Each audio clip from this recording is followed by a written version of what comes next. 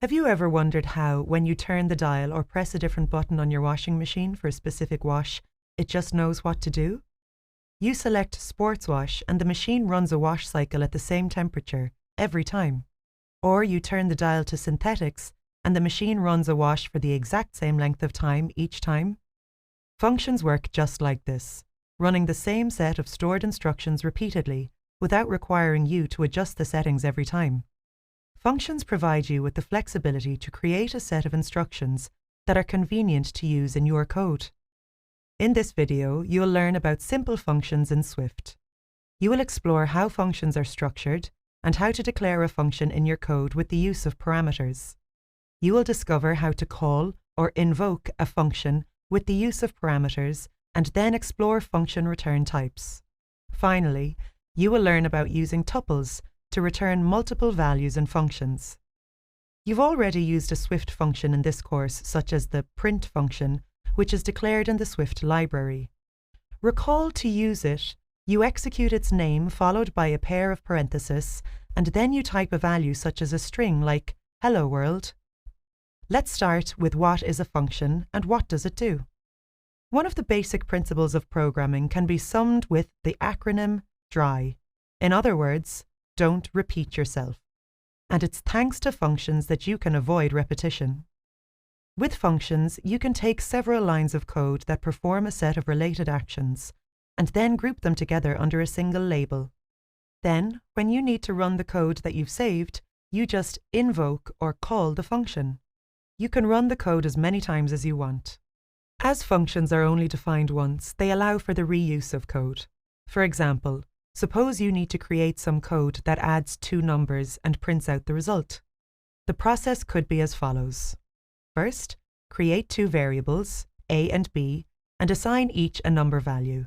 Then create another variable, c, which holds the value of a and b added together. Finally, you output the value of c. This piece of code works and adds two numbers together, but what if you want to execute this code more than once?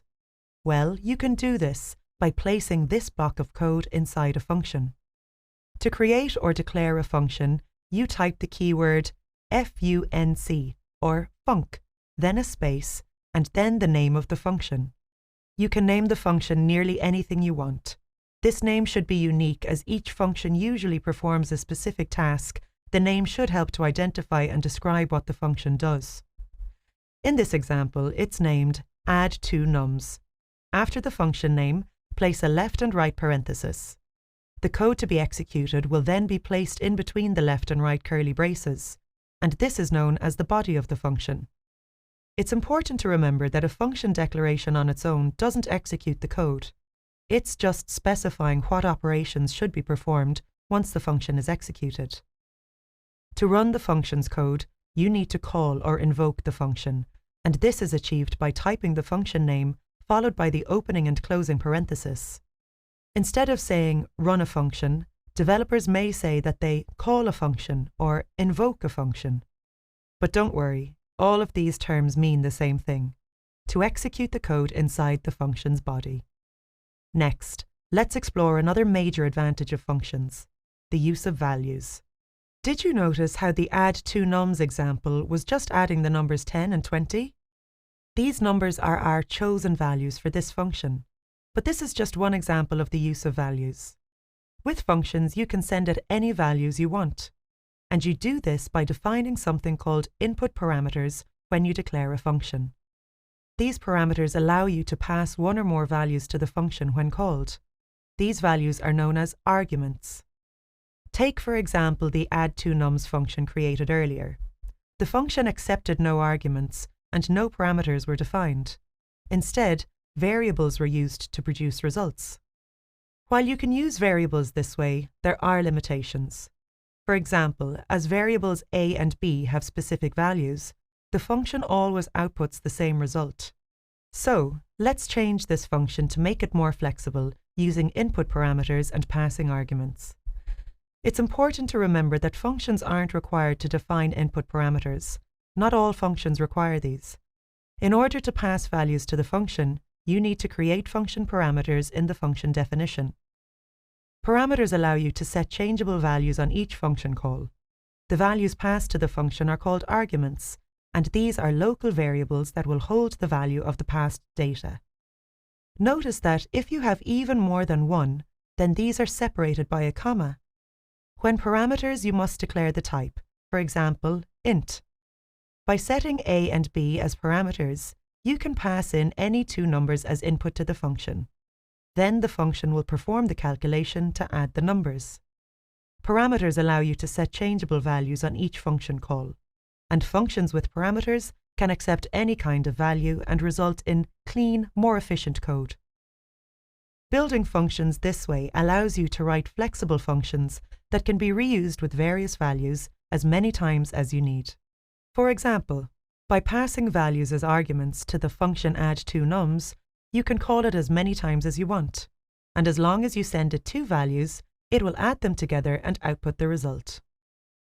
Okay, so now you know how to create functions and pass values to them. Let's now explore how to return an argument from a function. A function can return a single value, and you specify what type of value the function will return. This is known as its return type. Then in the function body, you use the return keyword to return the final value, and this must be the last command that the function executes. It's also possible to return multiple values from a function. To do this, you need to use tuples. You may recall learning about tuples, which enable you to create and pass around groupings of values. By using tuples, you can return multiple values from a function, as the values are grouped into a single compound value. Each value can be of any type and do not have to be of the same type to each other. For example, suppose you need to create a function that will accept two numbers and then output them in the order of the minimum and maximum. You need to calculate which number is the minimum and which is the maximum, and then return the result. In this lesson, you learned about functions in Swift. You're now familiar with the advantages of using functions, declaring a function with parameters, and calling a function with arguments. You also learned how to return values from functions.